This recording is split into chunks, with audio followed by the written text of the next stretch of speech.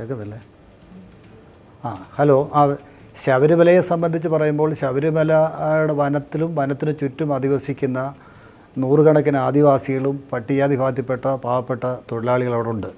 ഈ വനത്തിൻ്റെ ഈ നിയമങ്ങളൊക്കെ വന്നതിന് ശേഷം നമ്മുടെ അവിടെ അവരുടെ തൊഴിലില്ലാതെ വന്നു. ഈ കാലഘട്ടത്തിനനുസരിച്ച് ഒട്ടേറെ തൊഴിലും പണികളും ഒക്കെ ശബരിമല ക്ഷേത്രവുമായി ബന്ധപ്പെട്ട് വന്നപ്പം പ്രദേശവാസികൾക്ക് കൂടെ തൊഴിൽ നൽകണമെന്നൊരാവശ്യം അവിടുത്തെ തൊഴിലാളികൾ ട്രേഡ് യൂണിയനൊന്നും ഇല്ലാതെ തന്നെ ആദ്യം ഉന്നയിച്ചിരുന്നു. അങ്ങനെ ഉന്നയിച്ച് ആ പ്രശ്നത്തെ സംബന്ധിച്ച് അവിടെ ബന്ധപ്പെട്ട അധികാരികൾക്ക് കോൺട്രാക്ടർമാർക്ക് കത്തുകൾ കൊടുത്തു. അതനുസരിച്ച് ജില്ലാ ലേബർ ഓഫീസർ 5-ാം തീയതി ആഗസ്റ്റ് മാസം 5-ാം തീയതി ഒരു ചർച്ച നടത്തി. ആ ചർച്ച നടത്തിയപ്പോൾ തന്നെ ഈ തൊഴിലാളി സംഘടനകളോടും തൊഴിലാളി വിരുദ്ധമായ സമീപനം ദേവസ്വം ബോർഡിൻ്റെ അധികാരികൾ സ്വീകരിക്കുകയും അവർ ബഹുമാനപ്പെട്ട ഹൈക്കോടതിയിൽ ഒരു റിട്ട് ഫയൽ ചെയ്യുകയും ചെയ്തു, പ്രൊട്ടക്ഷന് വേണ്ടി, പോലീസ് സംരക്ഷണത്തിന് വേണ്ടി. ആ സന്ദർഭത്തിൽ തന്നെ അവിടെ ഞങ്ങൾ ജില്ലാ ലേബർ ഓഫീസർ, ജില്ലാ ഭരണകൂടത്തിൻ്റെ ഉദ്യോഗസ്ഥനായ ജില്ലാ ലേബർ ഓഫീസർ യോഗം വിളിച്ചു ചേർത്ത് കരാറുകാരും അവിടുത്തെ ട്രേഡ് യൂണിയൻ പ്രതിനിധികളും എല്ലാം സംബന്ധിച്ച് രമ്യമായി പ്രശ്നം പരിഹരിച്ച് പോയതാണ്.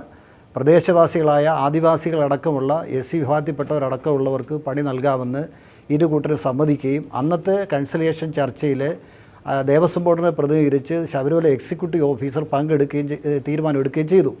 അന്ന് തന്നെ DLO ബഹുമാനപ്പെട്ട ഹൈക്കോടതിയെ തീരുമാനം അറിയിച്ചു. ഹൈക്കോടതി ആ തീരുമാനം അംഗീകരിച്ചു. അന്ന് ഞങ്ങൾ വേറൊരു പ്രശ്നം ചർച്ച ചെയ്തു. അതായത് ശബരിമലയിലേക്ക് വരുന്ന പൂജാസാധനങ്ങൾ എങ്ങനെ എത്തിക്കും എന്നുള്ളതിനെ സംബന്ധിച്ച് ഒരു ഡിസ്കഷൻ നടന്നിരുന്നു. അന്നേരം ഈ അടുത്ത വർഷത്തെ അടുത്ത മണ്ഡല മകരവിളക്ക് പൂജ കാലഘട്ടത്തിലേക്കുള്ള കരാറൊന്നും നടന്നിട്ടില്ല, കരാറുകാർക്ക് അത് കൊടുത്തിട്ടില്ല. അപ്പോൾ ആ കരാറുകാരെ കൂടെ ബന്ധപ്പെടുത്തിയതിന് ശേഷം നമുക്കത് ചർച്ച ചെയ്യാമെന്ന രൂപത്തിലുള്ള ഒരു തീരുമാനം എടുത്തു. അത് ബഹുമാനപ്പെട്ട ഹൈക്കോടതി അറിയിച്ചു. ബഹുമാനപ്പെട്ട ഹൈക്കോടതി അന്ന് തന്നെ മടക്കി പറഞ്ഞു അത് ഈ പ്രശ്നം അടുത്ത ദിവസം, അതായത് ആഗസ്റ്റ് മാസം 6-ാം തീയതി തന്നെ ചർച്ച ചെയ്ത് തീരുമാനമെടുത്ത് കോടതിയെ അറിയിക്കണമെന്ന് അറിയിച്ചു. അതനുസരിച്ച് 6-ാം തീയതി വീണ്ടും ട്രേഡ് യൂണിയൻ പ്രതിനിധികളും ബന്ധപ്പെട്ട കരാറുകാരും അതുപോലെ ദേവസ്വം ബോർഡിൻ്റെ അധികൃതരും എല്ലാം കൂടെ ഞങ്ങൾ ലേബർ ഓഫീസ് ചർച്ച ചെയ്യപ്പെട്ട് വ്യവസ്ഥകളെല്ലാം തയ്യാറാക്കി ബഹുമാനപ്പെട്ട ഹൈക്കോടതിയെ അറിയിച്ചു.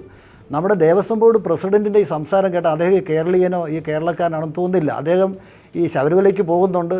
നമ്മുടെ ബഹുമാനപ്പെട്ട മുഖ്യമന്ത്രി അടക്കം 8 മന്ത്രിമാർ പമ്പയിൽ പങ്കെടുത്തപ്പോൾ അദ്ദേഹം വളരെ വീരശൂര പരാക്രമിയായിട്ട് പറഞ്ഞു, ഈ ശബരിമലയിലെ പ്രശ്നങ്ങളെല്ലാം കൈകാര്യം ചെയ്യാനുള്ള അധികാരം ഞങ്ങൾക്കുണ്ട്, ഇവിടെ പുറത്തുനിന്നാരെ ഞങ്ങൾ പങ്കെടുപ്പിക്കത്തില്ല എന്നൊക്കെ പറഞ്ഞു. ഈ പ്രശ്നങ്ങൾ യഥാർത്ഥത്തിൽ ഈ പ്രശ്നം ഇപ്പം വഷളാക്കി വെച്ചിരിക്കുന്നത് നമ്മുടെ ബഹുമാനപ്പെട്ട ദേവസ്വം ബോർഡ് പ്രസിഡൻറ്റിൻ്റെയും ബോർഡ് അധികാരികളുടെ നീക്കമാണ്.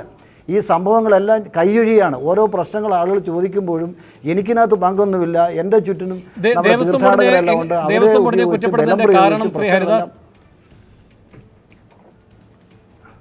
അതായത് ദേവസ്വം ബോർഡ് പ്രസിഡന്റ് ഇന്നിവിടെ പത്തനംതിട്ടയിൽ ഈ അവധി ദിവസമായിട്ട് പോലും പത്തനംതിട്ടയിൽ ജില്ലാ ലേബർ ഓഫീസർ, ജില്ലാ ഭരണകൂടത്തിൻ്റെ നിർദ്ദേശമനുസരിച്ച് ജില്ലാ ലേബർ ഓഫീസർ കൺസലിയേഷൻ വിളിച്ചിരുന്നു.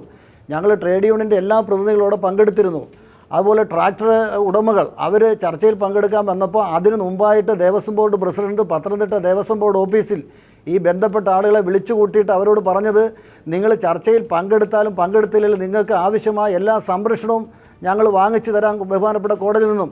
നിങ്ങൾ ഇപ്പം അവിടെ തർക്കം എന്താണെന്ന് വെച്ചാൽ ട്രാക്ടർ ഉടമകൾക്ക് 1200 രൂപയാണ് ഒരു ലോഡ് സാധനം ശബരിമല സന്നിധാനത്ത് എത്തുന്നതിന് കൊടുക്കുന്നത്. ആ 1200 രൂപയിൽ 2 തൊഴിലാളികൾ, ആ 2 തൊഴിലാളികളിൽ ഒരു തൊഴിലാളി ട്രാക്ടർ ഉടമയ്ക്ക് വെക്കാവുന്ന തൊഴിലാളികൾ സമ്മതിച്ചിട്ടുണ്ട്, പിടിവാശി ഞങ്ങൾക്കില്ല. പിന്നെ ഒരു തൊഴിലാളി പുറത്തുള്ള തൊഴിലാളി, അങ്ങനെ 2 തൊഴിലാളികൾ അവിടെ ലോഡ് കയറ്റി ശബരിമല ചെന്ന് ഇതിറക്കി ബന്ധപ്പെട്ട ഗോഡൗണിൽ എത്തിക്കുമ്പോഴാണ്, അതായത് 3 ടൺ മുതൽ 12 ടൺ സാധനം വരെ ഒരു ട്രാക്ടറിൽ കയറ്റിക്കൊണ്ടാണ് പോകുന്നത്. നിയമവിരുദ്ധമായ പ്രവർത്തനങ്ങൾ ഇവർ നടത്തുന്നത്. ഇതിനെല്ലാം ദേവസ്വം ബോർഡിൻ്റെ അധികാരം ഒത്താശ ചെയ്ത് കൊടുക്കുകയാണ്. ഈ അങ്ങനെ നിൽക്കുന്നിടത്ത് 300 രൂപ, 150 രൂപ പുറത്തെ ഈ നിർമ്മാണ തൊഴിലാളികൾക്കും 150 രൂപ ട്രാക്ടർ ഉടമ വെച്ചിരിക്കുന്ന തൊഴിലാളിക്കും. ഈ 150 രൂപ ഈ 300 രൂപ എന്നുള്ള ലേബർ ഓഫീസറിൽ അംഗീകരിച്ചാണ് എല്ലാവരും. ആ അംഗീകരിച്ചിൽ നിന്നും പിന്മാറിക്കൊണ്ട് ദേവസ്വം ബോർഡിലെ ചില ആളുകൾ കുത്തിത്തിരിപ്പിൻ്റെ ഫലമായിട്ട് ഈ ട്രാക്ടർ ഉടമകൾ പിന്മാറി. അവരാണ് 4 ദിവസമായിട്ട് പമ്പയിൽ ട്രാക്ടർ ഓടിക്കാതിട്ടിരിക്കുന്നത്. അവിടെ നിർമ്മാണ തൊഴിലാളികളോ പുറത്തുള്ള തൊഴിലാളികളോ പണി മുടക്കിയിട്ടില്ല എന്നു മാത്രമല്ല, അവർ ഈ ഓണ സദ്യയും ഓണ പൂജയും എല്ലാം തകർത്ത് തരിപ്പണമാക്കാൻ വേണ്ടി ഈ ദേവസ്വം ബോർഡിൻ്റെ അധികാരികൾ അടക്കം അവിടെ പ്രശ്നങ്ങൾ സൃഷ്ടിക്കുകയാണ്. എന്നിട്ട് ദേവസ്വം ബോർഡിൽ 2 ട്രാക്ടർ അവിടെ ഉണ്ട്. ആ 2 ട്രാക്ടറിൽ അവിടുത്തെ തൊഴിലാളികൾ ഈ സാധനങ്ങൾ കയറ്റി സന്നിധാനത്ത് എത്തിച്ചു. അവിടുത്തെ നമ്മുടെ തിരുവോണ സദ്യ, മേൽശാന്തിയുടെ നേതൃത്വം തിരുവോണ സദ്യ, അതിനാവശ്യമായ എല്ലാ പച്ചക്കറിയും പലചരക്ക് സാധനങ്ങളും തൊഴിലാളികൾ ചുമന്ന് അവിടെ എത്തിച്ചു. അവിടെ വ്യാപാര സ്ഥാപനങ്ങളിൽ വിൽക്കുന്ന സാധനങ്ങൾ അതും തൊഴിലാളികൾ ചുമന്ന് അവിടെ എത്തിച്ചു. ഇതെല്ലാം എത്തിച്ചിട്ട് നമ്മുടെ ബഹുമാനപ്പെട്ട പ്രസിഡന്റ് പറയുന്നത് എനിക്കിതൊന്നും പറയാനില്ല, എനിക്കൊരു നിർദ്ദേശവുമില്ല എന്ന് പറഞ്ഞ് അദ്ദേഹം ഒഴിഞ്ഞു മാറുന്നത് ഒരു ദേവസ്വം ബോർഡ് പ്രസിഡന്റ് എന്ന രൂപത്തിൽ അദ്ദേഹത്തിൻ്റെ ഉത്തരവാദിത്തത്തിലുള്ള ഒളിച്ചോട്ടമാണ്. അങ്ങനെയാണോ ചെയ്യേണ്ടത്? നാട്ടിലൊരു പ്രശ്നമുണ്ടായാൽ ശ്രീ ജി രാമൻ നായർ ഇവിടെ ദേവസ്വം ബോർഡ് ഒരു പക്ഷത്ത് നിന്നുകൊണ്ട് അവിടെ ഈ പ്രശ്നങ്ങൾ സങ്കീർണമാക്കുന്നു എന്നാണ് ശ്രീ ഹരിദാസ് പറയുന്നത്. അതാണോ അതിന്റെ നിജസ്ഥിതി? എനിക്കതിൻ്റെ വസ്തുതാപരമായ കാര്യങ്ങൾ കൂടുതൽ പോകാൻ കഴിഞ്ഞിട്ടില്ല. ശ്രീ പ്രയാർ ഗോപാലകൃഷ്ണൻ പറഞ്ഞതും ശ്രീ ഹരിദാസ് പറഞ്ഞതും ഞാനിവിടെ വെച്ച് കേട്ടു. മാതൃഭൂമി പത്രത്തിൽ ഇന്ന് രാവിലെ അതിനെ സംബന്ധിച്ച ചില വാർത്തകളുണ്ടായിരുന്നു. ഇത്രയും കാര്യങ്ങൾ മാത്രമാണ് എൻ്റെ മുൻപിലുള്ളത്. പക്ഷേ ശബരിമല അതിൻ്റെ ചരിത്രത്തിൽ ആദ്യമായിട്ടാണ് ഒരു പണിമുടക്ക് അവിടെ ഉണ്ടാകുന്നത്. പണിമുടക്ക് ഒഴിവാക്കപ്പെടേണ്ടത് തന്നെയാണ്. പക്ഷേ ഈ പണിമുടക്ക് ഒഴിവാക്കുന്നതിന് ഈ സീസണിൻ്റെ ഏതാണ്ട് 63 ദിവസം മാത്രം സീസണ് അവശേഷിച്ചിരിക്കുന്ന അവസരത്തിൽ പ്രശ്നങ്ങൾ ഇത്രയും സങ്കീർണമാക്കുകയും ഗുരുതരമാക്കുകയും ചെയ്തതിന് ശേഷം അത് പെട്ടെന്ന് പരിഹരിക്കണം എന്ന് പറഞ്ഞാൽ പരിഹരിക്കാവുന്ന ഒരവസ്ഥയിലാണോ എന്നെല്ലാവരും ചിന്തിക്കണം. ഇവിടെ തൊഴിലാളികൾക്ക് അവരുടേതായ ചില പ്രശ്നങ്ങളുണ്ട്. ആ പ്രശ്നങ്ങൾ ഗൗരവമായിട്ട് തന്നെ നമ്മൾ കാണേണ്ടതായിട്ടുണ്ട്. പക്ഷേ നമ്മുടെ നാട്ടിലെ എല്ലാ തൊഴിൽ പ്രശ്നങ്ങൾക്കും പരിഹാരമില്ലേ? പരിഹാരമുണ്ടായിട്ടില്ലേ? അനന്തമായിട്ടും അനിശ്ചിതമായിട്ടും ഈ രാജ്യത്തെ തൊഴിലാളി പ്രശ്നങ്ങൾ കൊണ്ട് എല്ലാ സ്തംഭനാവസ്ഥയിലെത്തിയിട്ടുണ്ടോ? അതൊക്കെയും ചിന്തിക്കുമ്പോൾ നിശ്ചയമായിട്ടും ഇക്കാര്യത്തിൽ കുറേ കൂടി ഗൗരവതരമായ ഇടപെടലുകൾ അത് എല്ലാവരുടെയും ഭാഗത്ത് ഉണ്ടാകേണ്ടതായിരുന്നു എന്നാണ് എനിക്ക് ആദ്യമായി ചൂണ്ടിക്കാണിക്കാനുള്ളത്. പക്ഷേ ഒരു കാര്യം ഇവിടെ പ്രധാനമായിട്ട് എനിക്ക് തോന്നിയത്, ഇത്രമാത്രം സങ്കീർണമാക്കേണ്ടതായിട്ടുണ്ടോ എന്നുകൂടി തൊഴിലാളി പക്ഷത്തു നിന്നും ഗൗരവമായിട്ട് ആലോചിക്കണം. ശ്രീ ഹരിദാസിൻ്റെ വാക്കുകൾ ശ്രദ്ധിച്ചാൽ മുഖ്യമന്ത്രി വന്ന് അദ്ദേഹം പങ്കെടുത്ത കോൺഫറൻസിന് ശേഷം ഉണ്ടായ ചില കാര്യങ്ങളിൽ ഉണ്ടാക്കിയ ചില അസംതൃപ്തിയാണോ ഇത്ര ഗൗരവതരമായി ഈ കാര്യത്തിലേക്ക് കൊണ്ടുവന്നത്? സീസൺ തകർക്കുന്നതിന് വേണ്ടി ബോധപൂർവമായ ശ്രമങ്ങൾ ആരുടെയെങ്കിലും ഭാഗത്തുനിന്നുണ്ടാകുന്നുണ്ടോ? ഇതൊക്കെയും ഗൗരവമായി പരിശോധിക്കപ്പെടേണ്ട കാര്യം തന്നെയാണ്. ഏതായാലും നിർഭാഗ്യമെന്ന് പറയട്ടെ, ശബരിമലയെ സംബന്ധിച്ച് എല്ലാ സീസണിൻ്റെയും തുടക്കത്തിൽ അല്ലെങ്കിൽ സീസണുകളുടെ ഇടയ്ക്ക് ഇത്തരം പ്രശ്നങ്ങൾ ഗൗരവമായി ഉണ്ടായിക്കൊണ്ടിരിക്കുന്നു എന്നുള്ളത് സ്വാഭാവികമായി നമ്മൾ കണ്ടുവരുന്ന ഒരു കാര്യമാണ്.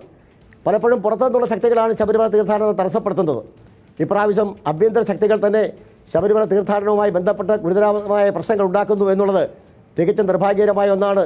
തത്വമസിയുടെ മണ്ണിൽ ഇതൊരിക്കലും നമുക്ക് അനുവദിക്കാൻ സാധ്യമായൊരു കാര്യമല്ല. നേരത്തെ ശ്രീ പ്രയാർ ഇവിടെ ഒരു കാര്യം പറഞ്ഞു, തീർത്ഥാടകർ അവരെ മുൻകൈയെടുത്ത് ഈ കാര്യങ്ങൾക്കൊക്കെ പരിഹാരമുണ്ടാക്കും എന്ന് പറഞ്ഞു. അത്തരം കാര്യങ്ങളിലേക്കൊക്കെ പോകേണ്ടത് ഈ ഘട്ടത്തിലാണോ എന്നുകൂടി ഗൗരവമായി ചിന്തിക്കണം. തൊഴിലാളി പ്രശ്നവും തൊഴിൽ പ്രശ്നവും ചർച്ച ചെയ്ത് പരിഹരിക്കാനുള്ള നടപടി സ്വീകരിക്കണം. വെള്ളിയാഴ്ച കേരള ഹൈക്കോടതി ഈ കാര്യത്തെക്കുറിച്ച് ഗൗരവമായ നിർദ്ദേശം കൊടുത്തിട്ടുണ്ട്. അത് കേരള ഗവൺമെൻറ് ആ കാര്യത്തിൽ മുൻകൈയെടുക്കണം. ഗവൺമെൻറ് കർശനമായ നിലപാട് സ്വീകരിക്കണം.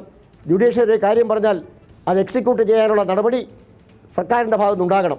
അങ്ങനെ സർക്കാരും ജുഡീഷ്യറിയും ഒരുമിച്ച് ചേർന്ന് ദേവസ്വം ബോർഡ് സഹകരണത്തോടു കൂടി ഈ പ്രശ്നം പെട്ടെന്ന് പരിഹരിച്ച് ശബരിമല സീസണ് തുടക്കാനുള്ള ഇത്രയും വളരെ കുറച്ച് ദിവസം മാത്രം അവശേഷിക്കുന്ന ഈ സന്ദർഭത്തിൽ നിശ്ചയമായും ഇത് ഒഴിവാക്കി മുന്നോട്ട് പോകാനുള്ള നടപടി സ്വീകരിക്കണം.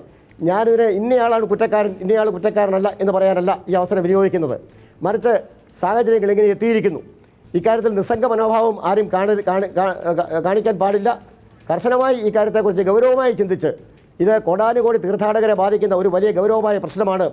ശബരിമലയിലേക്ക് 63 ദിവസത്തിന് ശേഷം അനേകായിരം തീർത്ഥാടകർ, അനേക ലക്ഷം തീർത്ഥാടകർ കടന്നു വരുന്നു. അവർക്കാവശ്യമായ മുന്നൊരുക്കങ്ങൾ വളരെ വലുതാണ്. അതെല്ലാം മനസ്സിലാക്കിക്കൊണ്ട് പ്രവർത്തിക്കാനുള്ള ഇച്ഛാശക്തി എല്ലാവർക്കും ഉണ്ടാകണം. അതുണ്ടാക്കിയെടുക്കാൻ ഭഗവാൻ അനുഗ്രഹിക്കട്ടെ എന്ന് മാത്രമേ എനിക്ക് ഈ കാര്യത്തെക്കുറിച്ച് പറയാനുള്ളൂ. ഏതായാലും തൊഴിലാളി യൂണിയനുകൾ വളരെ കർക്കശമായ നിലപാടുകളിൽ നിന്നും കുറേ വിട്ടുവീഴ്ച ചെയ്ത് ഈ പ്രശ്നത്തിൽ ഒരു പരിഹാരം ഉണ്ടാക്കുന്നതിന് വേണ്ടി സഹകരിക്കണം എന്നാണ് എനിക്ക് ആമുഖമായി പറയാനുള്ളത്. മറ്റൊരു കാര്യം, പൂജാസാധനങ്ങൾ ഇന്ന് എത്തിക്കാൻ ദേവസ്വം ബോർഡ് 2 ട്രാക്ടറുകൾ അതുവഴി പൂജാസാധനങ്ങൾ എത്തിച്ചിട്ടുണ്ട്. ഉത്രാട സദ്യയ്ക്കും തിരുവോണ സദ്യയ്ക്കും ആവശ്യമായ കുറേ സാധനങ്ങൾ എത്തിച്ചു. പക്ഷേ അവിടെ അതിനേക്കാൾ വലിയ ഗുരുതരമായ പ്രശ്നം, അവിടെ നിർമ്മാണ പ്രവർത്തനങ്ങളെല്ലാം പാടെ സ്തംഭിച്ചിരിക്കുകയാണ്. 60-62 ദിവസം മാത്രം അവശേഷിച്ചിരിക്കുന്നു. വലിയ നടപ്പന്തൽ പൊളിച്ചിട്ടിരിക്കുന്നു. അവിടെ അരവണയന്ത്രം അത് പിടിപ്പിക്കാനുള്ള നടപടി സ്വീകരിക്കുന്നു.